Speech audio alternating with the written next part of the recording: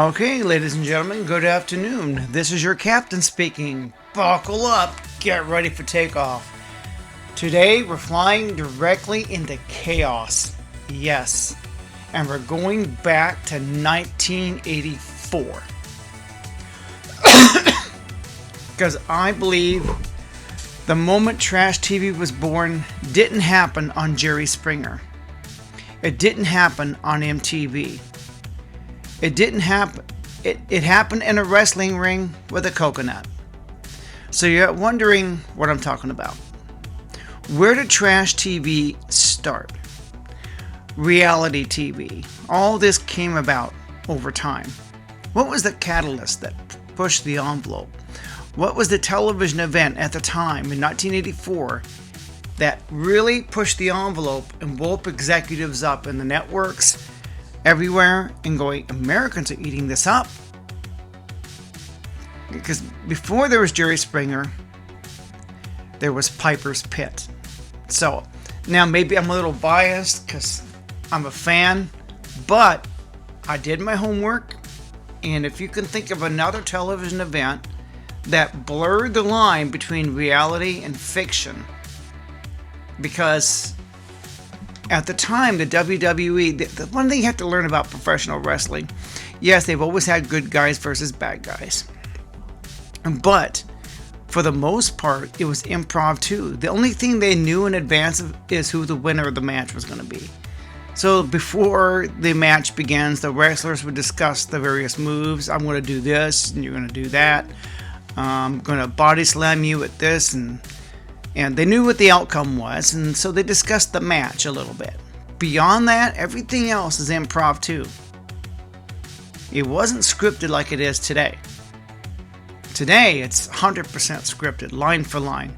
But back then, it was mostly just, they discussed the wrestling moves, what the outcome was going to be, and that's it. So what did Roddy Piper do to shock American audiences? What did he do that America had never seen before? Even fans of wrestling had never seen it on this level. How did he push the envelope that became the catalyst that started a chain reaction to where the executives at the WWE say, we need more of this extreme conflict, duking it out, more trash talk. Trash TV was born at that moment. What did Piper do? Okay, so it started, in my opinion, this is my opinion, with Piper's Pit. This is 1984. So he was interviewing Jimmy Superfly Snuka. You can look this up on YouTube. I can't play it for copyright reasons. You understand that. But you can look this up on YouTube. Just look up Piper's Pit, Jimmy Superfly, 1984, and you'll find it. And so what he did, so yeah, American had seen villains before, true. But they had never seen chaos marketed this way. And they haven't. Because it really, it felt real. It's in a live audience in the stadium. There were thousands of people in the audience, millions watching on national TV, and it really blurred the line. But Americans ate it up. Before there was social media, we were talking about it in school. Oh my God, to see Piper's Pit yesterday. We had a shared culture back then. So maybe half the high school was watching Piper's Pit. Everybody knew, because wrestling was becoming really big at that time. So yeah, we did have a shared culture. Everybody tuned in to the last episode of MASH. 40 million households. Today we're fragmented, but back then it was shared. And it was the talk of the school. It was when you went to work, everybody was talking about, oh my God, did you see that? Oh my God, I can't believe Roddy Piper did that. And parents complained that it was too violent. And who would have known?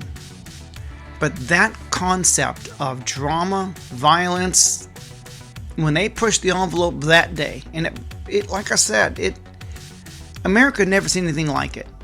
I mean, we've always had violence in the movies and drama on soap operas, but this was live TV at the time. So it really blurred the line. Who would have known that years later Jerry Springer would follow that? Because the WWE proved the concept. They were experts at branding. Americans ate it up, and that transformed the WWE into a multi-billion-dollar corporation. Merchandise, it transformed them. It forever changed professional wrestling and sports, for that matter, because it's kind of that kind of attitude and that kind of drama spilled over into talk television. Jerry Springer became that, and his ratings went through the roof. Jerry, fight, fight, fight. So yeah, it felt real. It felt like it went too far, because when he took his belt out and started whipping him, that's what really drove audiences. Just, what are we watching? Some guy's whipping somebody on the back with a belt. It's like, this is supposed to be sports. This is supposed to be family friendly. This is supposed to be, this is not, the networks were like in shock what they saw. It felt dangerous, and yeah. So it created tension. It crossed the line. It made people uncomfortable, and it made them tune in next week. So this formula worked. And then Vince McMahon took it again to another level. You thought Roddy Piper was bad. Vince McMahon took it even further. Boy, he really pushed the envelope, especially during the Attitude Era. You need to look up the WWE Attitude Era, and some of the biggest pranks the WWE ever pulled off. The drama they created was just unreal. Look at The Undertaker. Some of the matches were just crazy and wild, and we just ate it up. Jerry Springer goes, this is popular. It built a billion-dollar corporation. So he copied that. In a sense, he did. He liked the drama. You ever see Ringmaster? Watch Ringmaster on Amazon Prime. Good movie. Yes, it's cheesy, but it kind of is very real. What really goes on behind the scenes, because Americans love it. You look at YouTube today, it's full of drama.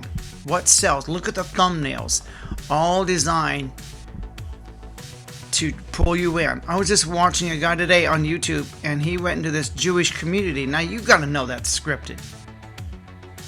Oh my God, they're creating their own community. They're very racist here. He's painting a very different picture, and that video is heavily edited to make the Jewish community paint them in a bad way.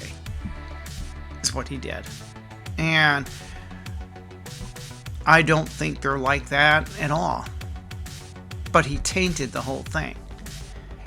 If you was to watch some of these YouTube videos, they paint a narrative. They draw you in with a thumbnail to create the drama.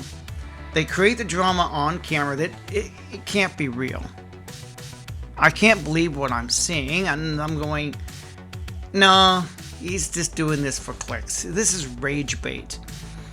Identity politics. It all started with Piper's Pit. Now, if you could think of another television event that was the catalyst that started a chain reaction, let me know in the comments, because Piper's Pit was live TV at the time.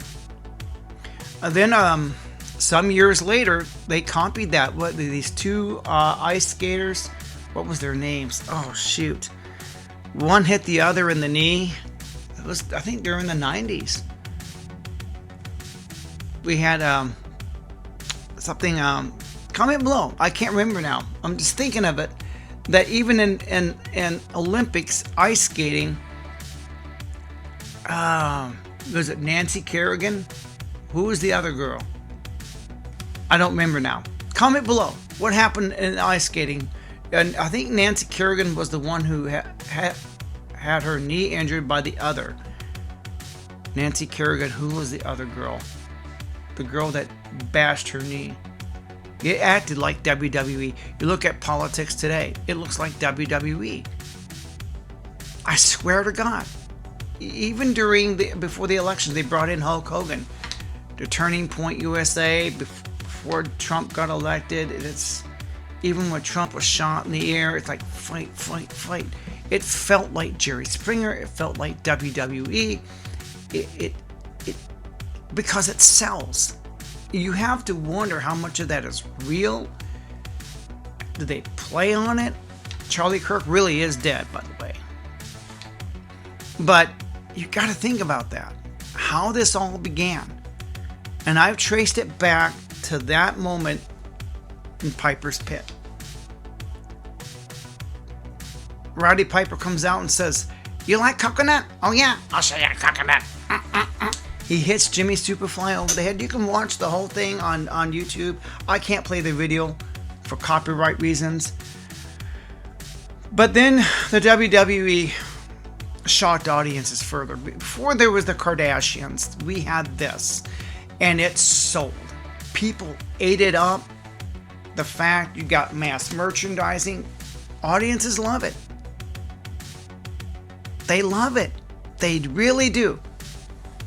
Look at the Attitude Era. Look that up on YouTube. Some of the crazy antics. Like I said, I can't play the videos. They publicly humiliated Vince McMahon. At least that most of that is 100% scripted by that point. They had shock promos, blood, chairs. I mean, oh yeah.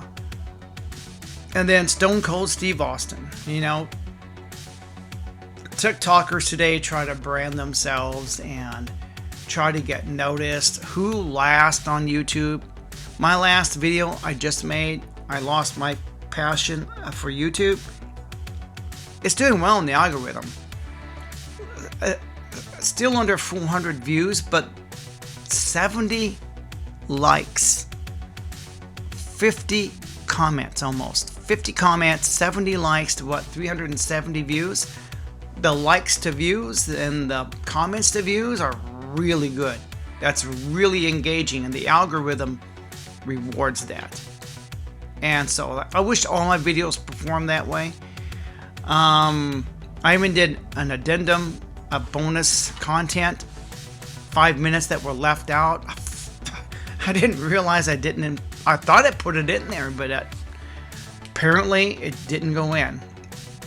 So, okay, now Stone Cold Steve Austin. So, Austin 316, you know the story. He faced Jake the Snake, and next thing you know, it was everywhere. Austin 316 says, "I just whooped your ass." So, you know, there's a reason I have taglines when I have my intro. I got my outro in my videos. There's a reason there's a sing-along at the beginning of the video. Because that worked for years. Gilligan's Island, the Brady Bunch, Mr. Rogers. Remember TV shows had theme songs? That's what's missing. And that's what I hope to bring to the platform that's different than what the other content creators are doing. I don't do a lot of reaction videos. I'm not saying that I never do it. I have done it every once in a while. I need to do another food review. I need to start. It's been a while since I've done one of those. So if I do a reaction video, it's gotta be a good one that I can really respond to, comment on, something I know something about. So the cultural leak. So this is, now I did use ChatGPT. It did draw me an outline, so I've got it in front of me. I'm admitting I use AI. I may use it for the thumbnail for this video. This video deserves a good thumbnail. It does. For the content. So, the Jerry Springer show, yes, it leaked into the jury, he became WWE, and his ratings soared. He wasn't doing much of anything, but he brought WWE drama to his stage. Look at the Kardashians. You look at Jerry Springer, public fights, humiliation, security guards, real world. Put strangers together, add alcohol, film conflict. This works even on reality TV, whether it's The Bachelor, whatever show you're watching. People love drama. They love it. Oh, they eat it up. So, like I said, when it comes to the Kardashians and reality TV, Rousey's been training audiences for this for a decade. I mean, it started with Piper's Pit. It may have started before then. There may have been another television event that you may have pulled the trigger and pushed the envelope that blurred the lines between live TV and scripted TV, because wrestling was only scripted to, they knew the outcome, but everything else was improv too. Just thought you should know. Now I think it's probably 100% scripted line for line. So social media is now the final form. Look at YouTube today. I was just watching some guy's video. He went into this Jewish neighborhood. You knew that was scripted. I could sense that right away. Oh, come on. He's painting a conspiracy. People are out to get him. The Jewish community don't like him filming YouTube videos. Oh, come on. They're not immune to YouTube. They probably got their own YouTubers. I just don't see that. I just don't think so. Reality TV, viral clips, YouTube drama, TikTok meltdowns. It all started back when I was a teenager. I'm telling you, that's my opinion. That was it just changed everything. It started a chain reaction that spilled over into everything else, because people look at that's what sells. Everybody knows what sells on YouTube. Drama. End of the world. I lost my job. Can't afford groceries. Can't afford rent. Americans are struggling, living paycheck to paycheck. I got another video in mind for that. Oh yeah, I'm about to debunk that idea too. Yeah. I don't know. I'll probably film it later this week. I'm working on it right now. There's a movie that came out 100 years ago in 1927, based in the year 2026 or something like that. Very prophetic. The movie takes place in 2026, but it was made in 1927. Made in Germany. It's called Metropolis. Look it up. Look it up. You talk about the proletariat. Oh yeah, I can dive into the meaning of that film and the messages it sent out at that time. This was 100 years ago. So today, chaos is currency. Absolutely. You look at it. I mean, you look at the headlines. What's happening in Mexico? Chaos. Bad news sells. So, for my channel to grow, what do I need to do? Well, your captain here is going to have to obviously spice it up a little bit. I'm sorry, but that's reality. Because that's what's getting clicks. But Roddy Piper didn't just hit Jimmy Snuka with a coconut, he hit America with a new entertainment model. That's what he did. I don't think he realized what he started here. That's not the only thing Roddy Piper did, but he started a movie called They Live, and that has become a cultural phenomenon into itself. He puts on the glasses and he can see things. There's more truth in that film than you realize. And we've been chasing chaos, chasing that feeling ever since. It's like, wow. So, I've always been inspired by the WWE because I want this channel to grow. And I have to look at history. And you look at taglines that are just catchy. It's like I could take this guy here.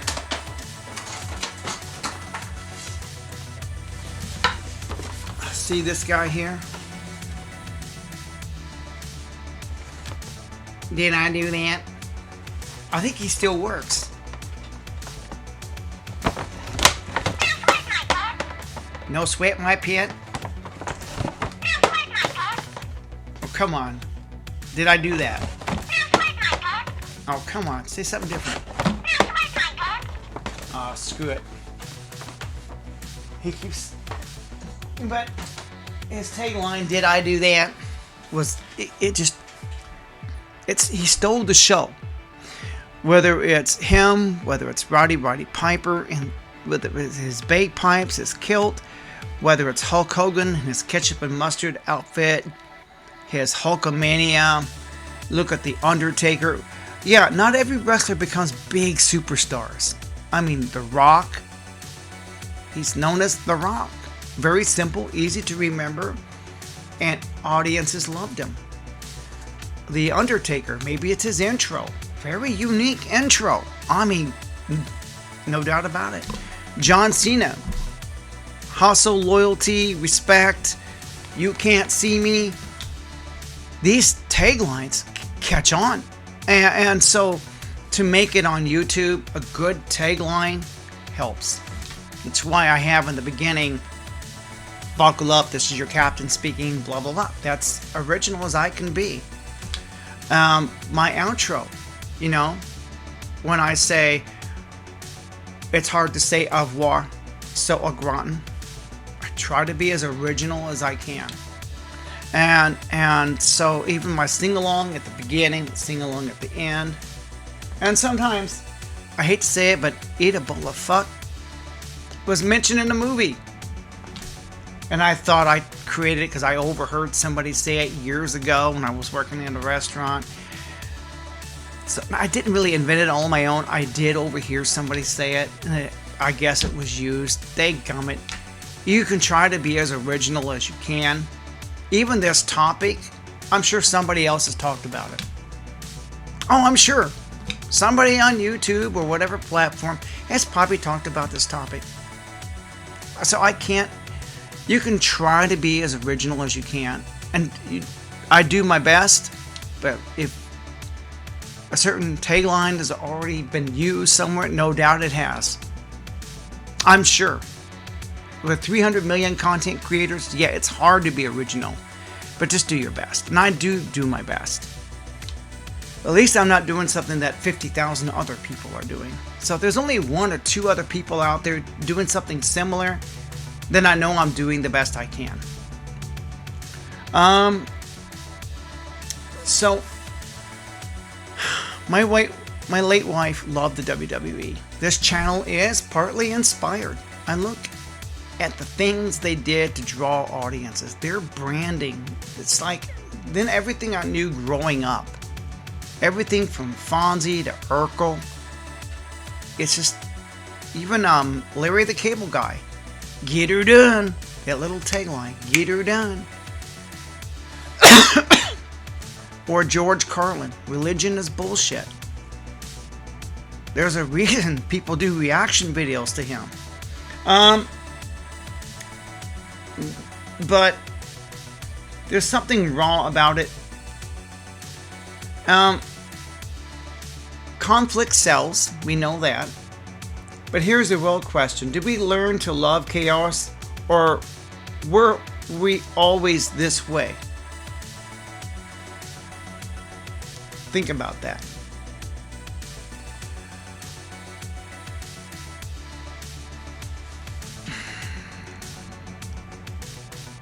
So, we're up to 24 minutes already. I tried my best to talk about this topic.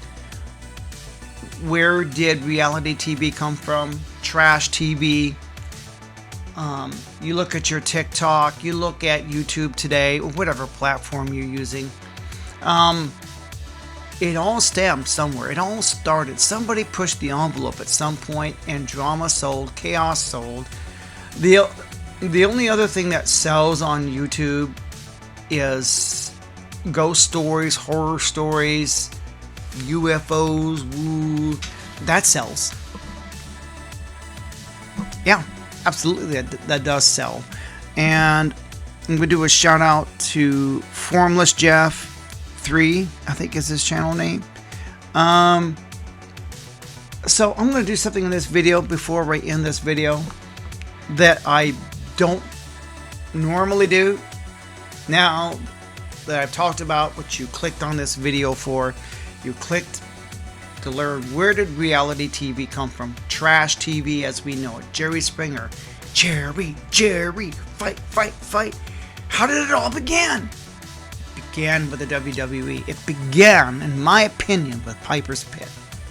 Now, I used to watch the Von Erichs. They were more territorial, but they didn't do anything that was really shocking at the time.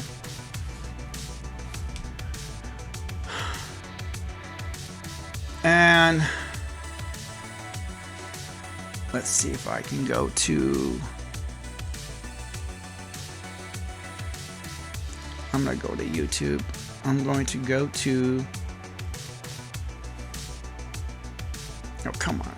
Videos. Wow.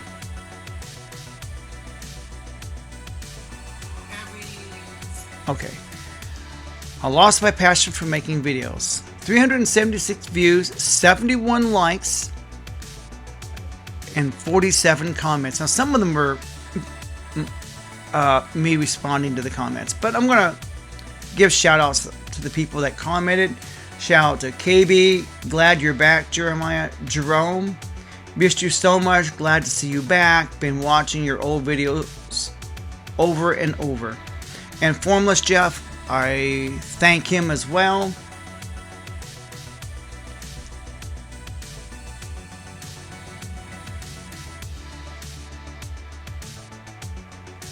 I want to respond back to some of your comments here. Glad to see you back. Winter months can be so hard. Yeah, I was gone for about 4 weeks. I just didn't feel good mentally or physically, and just didn't have the willpower to make videos.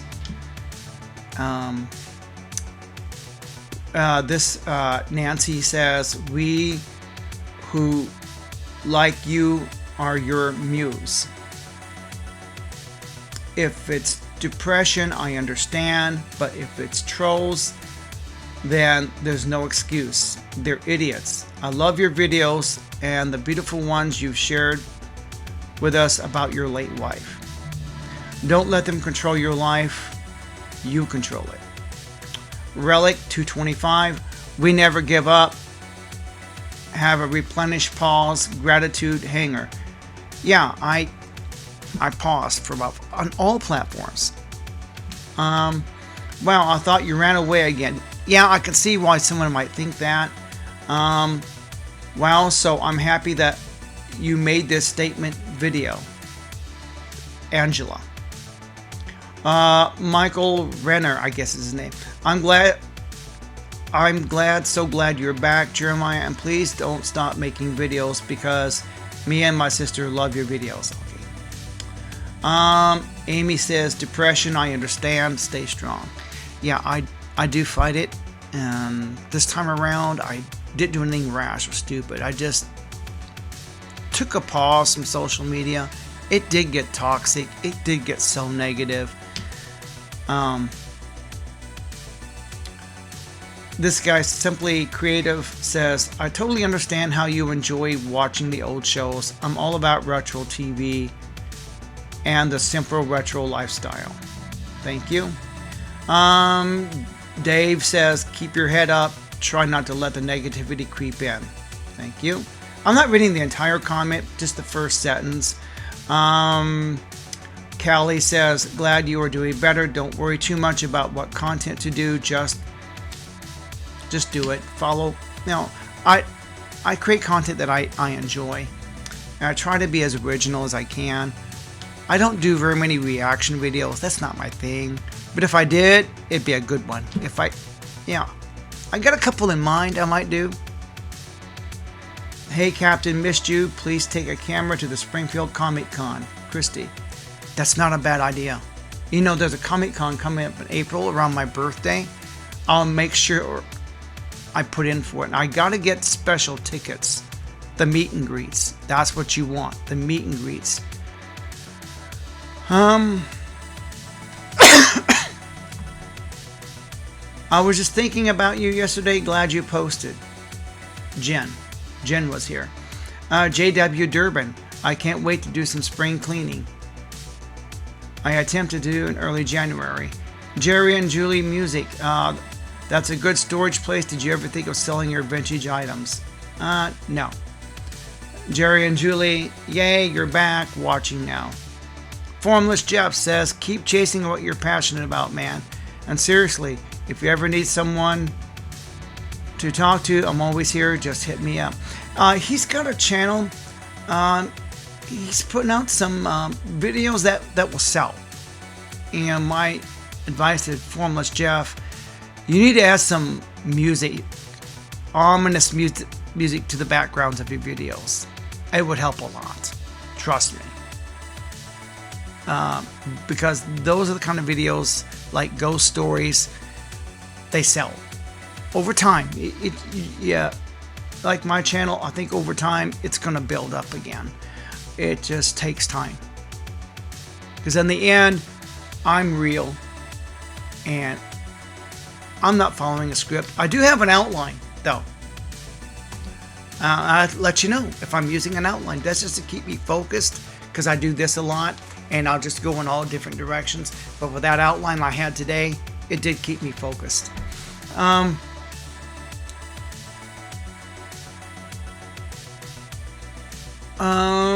This guy just now commented. This guy says, happy you're back, Jeremiah, and that you're okay. Red Moon says, don't give up, dude. Keep going, my friend. No, many of us do care. Thank you. Glowworm says, hi, Captain. Glad you're back. Are you moving? No, I'm not moving. My brother is going to be moving in with me, so I'm making room for him. Yeah, so that's what I'm doing. Yay, you're back. Who gives a crap about all those negative comments? I don't. But you know, even the negative comments help me in the algorithm, because you're commenting, you're engaging the video. It may be negative, but you're engaging. I'll give a response. Thank you for your support. I haven't done that in a while either. So, I've read some of your comments, and I want to thank everybody for your love, your prayers, your support. I don't read people's comments very often. I know that another YouTuber does it a lot, and I'll try to do that more. But yeah, we're up to 33 minutes and 29 seconds. This is long form, and I want to thank everybody for tuning in today. And like I said, I just, that's too bad that Eat a Bowl of Fuck has already been used. I'm not kidding. It was used in a movie, but not the way I do it, like this, you know? Eat a bowl of fuck. You know, that's, I try to be original. So, what else can I say? I'm all cleaned up. Obviously, I shaved, showered, washed my hair, and got cleaned up. Because if you look at yesterday's video, that's what I really look like in real life. Here, I've got studio lights, and I've got lights. So, lighting is a form of filtering. Yeah, I use filters. The old-fashioned way. Studio lights. A good microphone for sound. So, hopefully we have good audio. I'm going to play this video back. If not, I have to make this all over again. Dadgummit. That's happened to me a couple times. I should have done a sound check. but I like your channel. You have a loyal following. Wow. Someone just commented just now. So the other video is still getting comments. This video I'm going to get ready to upload. I'm going to check the sound. What would be the title of my next video? I don't know yet. I may do a live stream, do a video reaction. I don't hardly ever do video reactions. I'm trying to think if I ever done one. Yes, on some music videos. Yes, I've done that before. I played some music videos and I responded to them, and I got a copyright strike. Even though I stopped it, paused it, another time I didn't even play the music, and it still hit me. It's like, what the bleep? So how do these reaction channels do it? How do they get by with that? I don't know. Asmongold, he's an expert at it. Jack Morgan, he does really good videos. The problem with Jack, I love Jack to death, he's making too many. He's just, I liked him when he made random videos like I do. You don't know when the next one's going to come out. You don't know. So the more random they are, the more valuable they are. If I put out videos 2 or 3 times a day, it's like flooding the market. My videos would have no value. They're just, yeah, a lot of YouTubers do TikTok reactions and stuff. I don't really do that. It's like, the topic would have to be really, really good for me to do that. And I'm going to bring somebody over to help me learn how to edit so I can do reaction videos, but the only thing I can do it is StreamYard. I'm gonna have to get the pro version of it so I can do reaction videos, but that's the software I'll be using. That's the only way I know how to do it. Well, I'm starting to ramble on, and you people clicked on this video, and you got the content out of it. Where did reality TV come from? Reality TV, trash TV, all this that we now have, it all started somewhere. And my opinion is Piper's Pit, 1984, Jimmy Superfly Snuka. That started a chain reaction. So I want to thank everybody for coming aboard, and it's time to end this video. It is hard to say au revoir, so au gratin, everybody. This is my magic finger. And you know what I'm getting ready to do, right? I'm getting ready to push that button. Yes. I'm getting ready to push the button. All right, folks. See, I have my own outros. Totally original. Best as I can. It's gonna make a beeline for that button on this iPad 9th generation. Here we go. Da da da da da da da. I'm pushing the button. Oh, rotten. I'm pushing the button. Oh no. It's only you. Get back for me, babe. It's only you. Don't need a damn good way. It's only you. Don't need a damn. It's only you.